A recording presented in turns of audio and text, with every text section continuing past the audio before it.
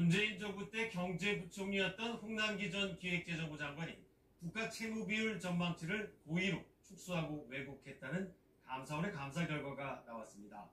문재인 정부 5년 동안 나라 빚은 무려 400조 원이 늘어나서 역대 정부 가운데 국가 부채가 가장 많이 증가한 정부라는 기록을 남겼습니다. 문예슬 기자의 보도입니다. 4년 전 문재인 정부는 미래의 나라 빚을 추산하는 GDP 대비 국가 채무 비율을 발표했습니다.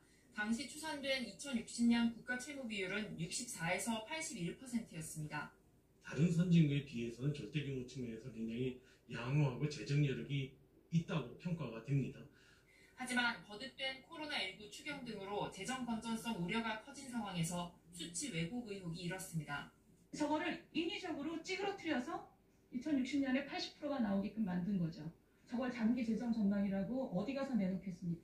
감사원 감사 결과 의혹은 사실로 드러났습니다. 애초 기재부가 잠정 추산한 국가 채무 비율은 발표 수치의 2배 수준. 홍 전 장관은 당시 문재인 대통령 주재회의에서 외부 지적 우려를 전했고, 이에 논란을 관리하란 청와대의 의견 전달 후 전망치 축소 지시가 내려졌다는 게 감사원의 설명입니다. 홍 전 장관은 국민이 불안해한다면서 두 자릿수로 끌어내리도록 했고, 기존의 추계 방식까지 바꾸도록 지시했습니다. 국가 채무 비율은 결국 당초 안에서 절반 가까이 줄어 발표됐습니다.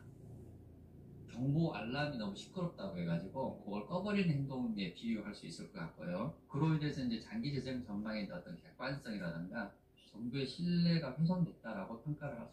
감사원은 다만 정책 결정 사안인 만큼 직권남용 혐의 대신 공무원법 위반으로 마무리 지었습니다.